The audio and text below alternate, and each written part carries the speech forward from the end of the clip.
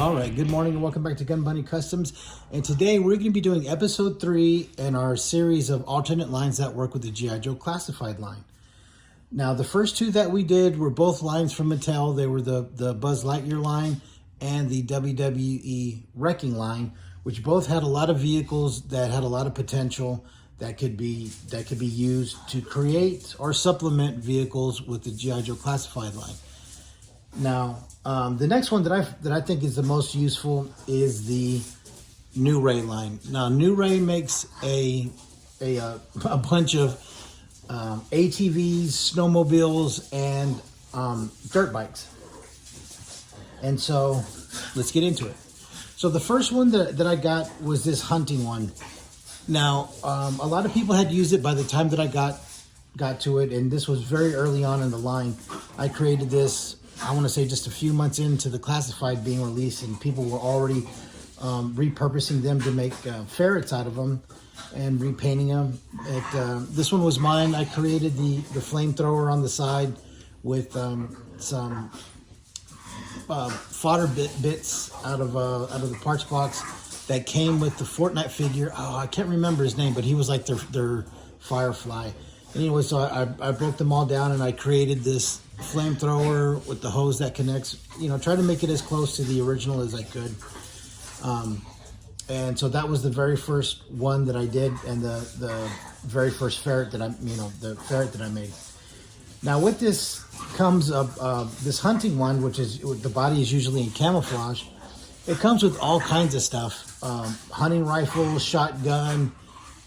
Hey, be nice to each other. Hunting rifle, shotgun, compound bow. It comes with the rifle case. It comes with some pretty good accessories that all work really well with the G.I. Joe classified figures.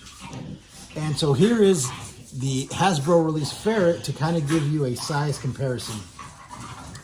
So obviously the ferret is much wider, much beefier, but the seat to the floor is a little bit higher on this one. So to me, they sit a little bit better. Now, the complaint that has been for NewRay and NewRay's vehicles is that they don't scale well with G.I. Joe classified, and that people think that either this 1/12, and you can see it right there. It says 1/12 scale. They're either thinking that either this isn't true 1/12 scale or G.I. Joe classified isn't true 1/12 scale. In either case, I believe that they're both wrong. They're both made in 12 scale. There's just something unique about the G.I. Joe classified line that I don't think that a lot of people, I don't think, takes into consideration when they are talking about the G.I. Joe classified figures. Mostly because the figures are bigger. They're not exactly 6 feet, so exactly 6 inches, right? Because it's 1/12 scale. So for every inch, it's 12 inches. So to illustrate my point, I brought these out. Now, when the classified line went to the windowless boxes and they were doing this packaging instead, on the back they did a unique thing that I really liked. Not only did they do obviously the layout of what you're going to get and different features of it, but it gives the height, right? 6'3", Firefly 6'3", Rock and Roll 6'4", Wolf Spider 6'2", and Torpedo 6 foot. So the smallest guys are 6 feet, and the average size of a G.I. Joe classified figure is the equivalent of 6'3".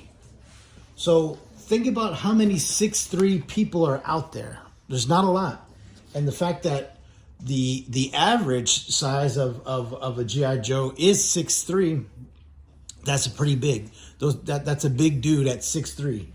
And so if you think about it, think about a person who is of average size, 5'8", around 5'8", 5'7", on a snowmobile, and then sitting right next to somebody who is 6'3" on that exact same snowmobile. It's gonna look small on him. It's not that one is scaled different, oddly or whatever like that. G.I. Joe classified guys are just big guys.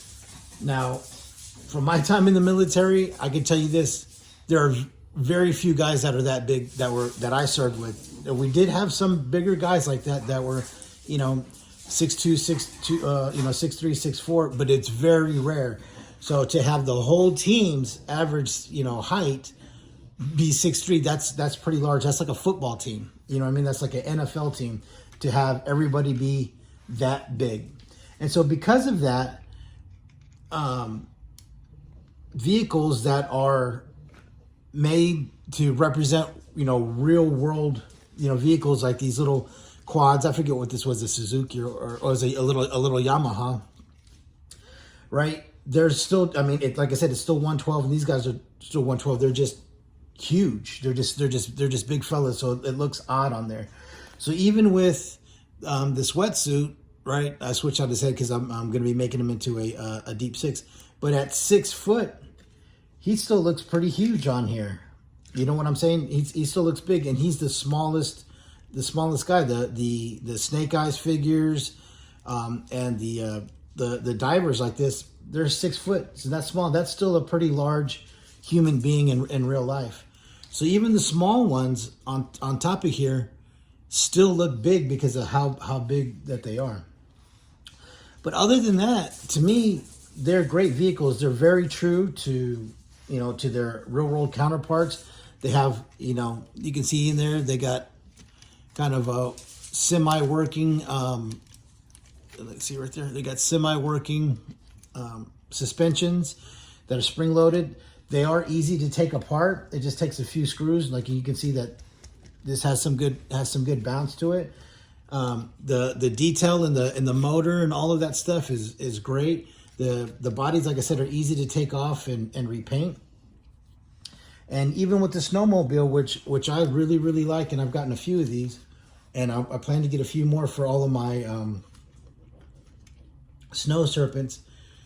They can't even really sit all the way down because of the obviously the limitations of the articulation. So it is kind of hard to get them on there as well because they are small and they don't have the ability to scrunch like we do. The fabric isn't moving and they're not scrunching. And so, so like I said, it's hard to get them all the way down. So I sort of keep them in this pose, like if they were like in pursuit, in chase. So they're kind of riding high, maybe having to possibly do some kind of jump or, evasive maneuvering and stuff like that. So he's kind of propped up, but it's almost impossible to get them to sit in a flat sort of, relaxed kind of way. Because of the limitation, like I said, of articulation and the size. So overall, what do I think?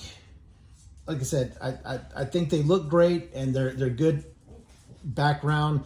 But if it's something that you want to where it's a very realistic posing or something like that, it's not gonna work. As far as price goes, they are pretty affordable and they're all available on Amazon. Including this hunting one that comes with all the other accessories. These little racing ATVs, the dirt bikes, and these snowmobiles are all available. I'd say they're $20 or less. And like I said, they are easy to take apart and they are easy to paint. I haven't done any like really odd customizing to it other than adding this stuff to it, but I didn't really have to mess with the body as I just attached it to the top. So I didn't really do any like sort of, modification or fabrication directly to the body. But to me, they're easily customizable. They're easy to repaint, easy to take apart, easy to put back together. They look, realistic. They have working suspension. So they have all of that going for them. The only thing that they don't have going for them is the fact that they are not beefed up for the sake of, dealing with a certain like property. Like G.I. Joe or Marvel or WWE. I mean, even WWE, when you look at their vehicles, they're 112, but they're still, where the what do you call it? The interior, like where they have to sit. It's still a little bit, more spaced out, kind of like the way Barbie does it, to where the outside of the vehicle is to one scale and the inside is to another to accommodate the figures. And that's because, well, wrestlers are huge guys. You know what I mean? Those are some big dudes, you know what I mean? Brock Lesnar, think about like Brock Lesnar and all these other huge human beings that are wrestlers. And so their figures have to be able to fit in there and accommodate that. Now, you know, Classified is obviously a little bit smaller than those guys, and you know, not as beefy as those guys because of what they are, but they're still a little bit, still look a little bit big on there just because of the size of the guys.